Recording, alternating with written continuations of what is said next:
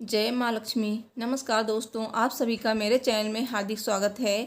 दोस्तों, आज मैं आपसे माँ वैभव लक्ष्मी व्रत की उद्यापन विधि शेयर कर रही हूँ। तो उद्यापन कैसे करना चाहिए और उद्यापन में क्या क्या चीज़ें ज़रूरत होती हैं और उद्यापन कब करना चाहिए, कितनी सुहागिनों को बुलाना चाहिए और अगर सुहागिनें ना मिलें तो हमें क्या करना चाहिए उद्यापन वाले दिन। तो दोस्तों, अगर आपको वीडियो पसंद आए तो प्लीज़ वीडियो को लाइक कर दीजिएगा और चैनल को सब्सक्राइब कर लीजिए ताकि आपको मेरे चैनल की हर नए दिन की वीडियो मिल सकें। और कमेंट बॉक्स में जय माँ लक्ष्मी जी बस लिखिए। माता महालक्ष्मी आपकी हर मनोकामना शीघ्र ही पूरी करेंगी। तो अगर आप भी उद्यापन करना चाहते हैं तो आप इस वीडियो को ध्यान से देखें। दोस्तों, ये व्रत दो तरह से किया जाता है। एक तो मन्नत मांग के किया जाता है, दूसरा जब आपकी मन्नत पूरी हो जाए तब आप ये व्रत कर सकते हैं। तो मैंने ये व्रत दोनों तरह से किया है, तो मुझे माता रानी ने बहुत ही जल्दी मेरी मनोकामना पूरी की है। तो दोस्तों, चलिए शुरू करते हैं कि उद्यापन कैसे करना चाहिए। तो ये उद्यापन जो है ना, शाम के समय किया जाता है। तो माता वैभव लक्ष्मी की पूजा भी शाम के समय ही होती है, जो मेन पूजा होती है वो। तो जैसे आप हर रोज़ पूजा करते हैं ना, पूजा आपको वैसे ही करनी है, लेकिन उद्यापन वाले दिन आपको खीर का प्रसाद रखना होता है। और वैभव लक्ष्मी व्रत की पूजा विधि मैं पहले शेयर कर चुकी हूँ। अगर आपने नहीं देखी है वीडियो तो उसका लिंक मैं दे दूँगी, आप देख लेना। तो पूजा तो हमें वैसे करनी होती है, लेकिन उद्यापन वाले दिन हमें खीर का प्रसाद रखना होता है। और इस तरह से हमें सुहाग की सामग्री लानी होती हैं, जो कि हमें सुहागिनों को देनी होती हैं। तो 7 सुहागिनों को आप बुला सकते हैं। तो पहले ही आप उन्हें इनवाइट कर दें और जब उद्यापन करेंगे उस दिन माता रानी को देखिए खीर का भोग लगाएंगे, और जो माता रानी को पसंद है मिष्ठान वो रखेंगे, फल का भोग लगाएंगे। साथ ही इस दिन पूजा और आरती के बाद नारियल तोड़ा जाता है। तो नारियल मेन प्रसाद होता है, तो इसको आप इस दिन जरूर तोड़ें पूजा में। और हो सके तो इस दिन माता रानी के लिए कमल का फूल लेकर आएँ। तो सुहागिनें जब आ जाएंगी तब यहाँ पे देखिए मैंने पूजा कर ली है और सुहागिनें आ गई थी। तो मैंने पूजा करने के बाद सारा जो सामान होता है ना सुहाग वाला, उसको आप एक प्लेट में रख लें। तो मैं प्लेट भी लाई थी सबको देने के लिए। तो एक एक प्लेट और सारा जो सुहाग का सामान होता है ना, जो भी आप ला सकते हैं, बिंदी, चूड़ी, सिंदूर, साथ ही आप क्रीम ला सकते हैं और महावर ला सकते हैं। मतलब 5 चीज़ें तो होनी ही चाहिए, वैसे आप ज़्यादा भी दे सकते हैं। तो ये सारी चीज़ें आप एक प्लेट में रख लीजिए। और एक वैभव लक्ष्मी व्रत की पुस्तक भी आपको देनी चाहिए। तो कथा में तो यही लिखा है कि पुस्तक ही हमें देनी चाहिए और खीर का प्रसाद देना चाहिए।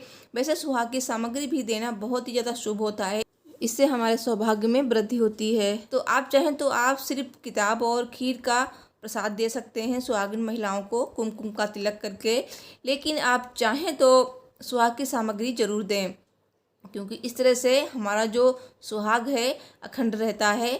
और शुक्रवार का दिन होता है, तो शुक्रवार को सुहाग की चीज़ें दान करना बहुत ही ज़्यादा अच्छा होता है।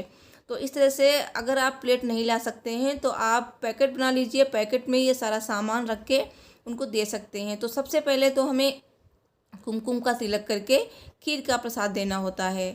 तो दोस्तों, उसके बाद आप उन्हें सुहाग की सामग्री देंगे। और अगर सुहागिन महिलाएं नहीं मिलें, एक मिले या 2 मिले, तो आप क्या करें। तो ऐसे में आप क्या कर सकते हैं, सुहागिन महिलाएं जितनी भी आपको मिल जाती हैं उनको आप इस तरह से घर पे बुला के खिला सकते हैं, क्योंकि घर पे बुलाना बहुत ही अच्छा होता है। और अगर नहीं मिलती हैं तो आप क्या करें, तो आप किसी मंदिर में जाएं। लक्ष्मी जी का मंदिर हो तो बहुत ही अच्छी बात है।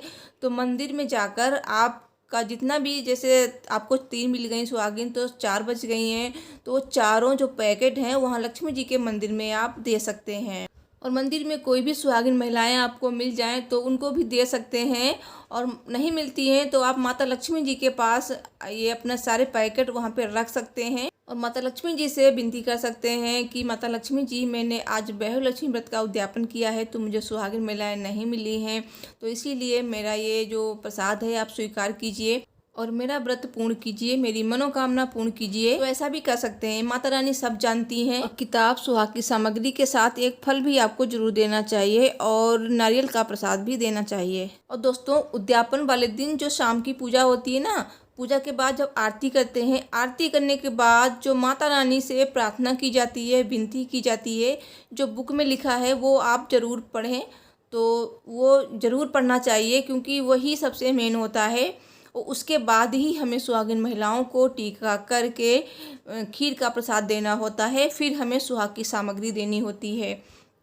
तो अगर आपको सुहागिन महिलाएं नहीं मिले तो आप कन्याओं को भी बुला सकते हैं। कन्याएं 7 होनी चाहिए, 7 से कम नहीं होनी चाहिए। तो कन्याओं को अगर खिला रहे हैं तो कन्याओं के लिए हमें दान में देने के लिए दूसरी जो वस्तुएं हैं वो लानी होंगी, जैसे कि कन्या जिसे यूज कर सकते हैं रबर बैंड, क्रीम, क्लचर, ये सारी चीज़ें कन्याओं के यूज करने वाली होती हैं। और आप परफ्यूम भी दे सकते हैं इस दिन। और मेरी पिछली वीडियो में बहुत सारे कमेंट आए थे कि पुरुष लोग व्रत करते हैं तो उद्यापन करें तो वो कन्याओं को खिलाएं कि सुहागिन महिलाओं को। तो पुरुष लोग कन्याओं को खिला सकते हैं, और जिन लड़कियों की शादी नहीं हुई है अगर वो लोग व्रत कर रही हैं तो वो कुंवारी लड़कियों को खिलाएंगी उद्यापन वाले दिन। लेकिन जो सुहागिन महिलाएं हैं वो उद्यापन में सुहागिन महिलाओं को ही खिलाएंगी। और एक और प्रश्न आता है कि ये उद्यापन शाम के समय किया जाता है या सुबह। तो उद्यापन शाम के समय ही किया जाता है जब हम वैभवलक्ष्मी व्रत की पूजा करते हैं। और ये उद्यापन आप शुक्रवार के दिन, जो आपका लास्ट शुक्रवार हो व्रत का, उस दिन करेंगे। दोस्तों, जब व्रत का उद्यापन होता है ना तभी व्रत पूर्ण होता है और तभी आपकी मनोकामना भी पूरी होती है। तो मेरा आज वैभवलक्ष्मी व्रत का उद्यापन था जो अच्छी तरह से पूर्ण हुआ है। माता रानी हम सबको सुख शांति प्रदान करें, हम सबके धन के भंडार हमेशा भरे रखें। और दोस्तों, उम्मीद करती हूँ कि आपको मेरी ये वीडियो पसंद आई होगी। तो प्लीज़ वीडियो को लाइक शेयर कर दीजिए और चैनल को सब्सक्राइब कीजिए। साथ ही अगर आपका कोई प्रश्न है तो कमेंट बॉक्स में ज़रूर पूछ लीजिए। Thanks for watching. जय वैभवलक्ष्मी माँ, जय धनलक्ष्मी माँ।